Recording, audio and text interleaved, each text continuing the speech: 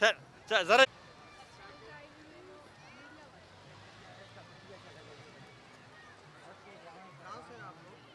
کہاں سے کیسا لگ رہا ہے جی آپ کو یہاں پہ بہت اچھا انوائرمنٹ ہے، بہت گرینری ہے، پانی ہے، گھوڑے ہیں، لیکن گرمی بھی ہے، لیکن گرمی کا کچھ پتہ نہیں چل رہا. یہاں پہ انجوائمنٹ بہت زیادہ ہے. جھولے ہیں، ایک سائڈ پہ پارک ہے، ریسٹورینٹس ہیں، گول گپے، پکوڑے، سموسے، سب کچھ آپ کھا سکتے ہیں. تھینک یو جی. کہ آپ کو یہاں کا ویدر اور کیسا لگ رہا ہے آپ کو، کیسا آپ انجوائے کریے؟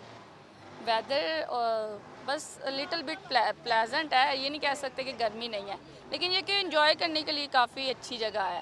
اور یہاں پہ آ کے جو ہم نے دیکھا ہے یہ اسٹریمس ہی ہے اور کافی انجوائے کر رہے ہیں. لیکن کوئی اتنا مطلب مجھے نہیں اچھا لگا پرسنلی.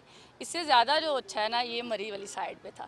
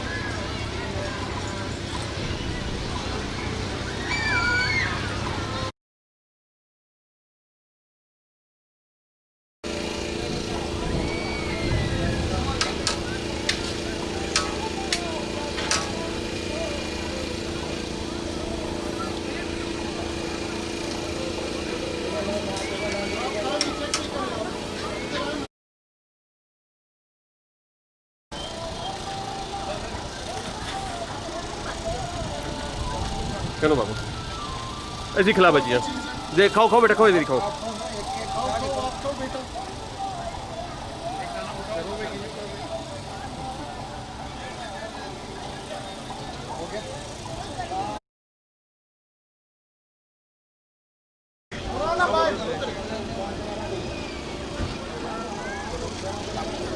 اور صحیح کھلا رہی بابر.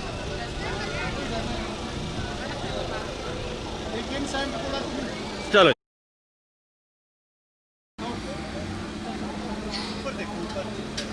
لال کھا بھی دو ترے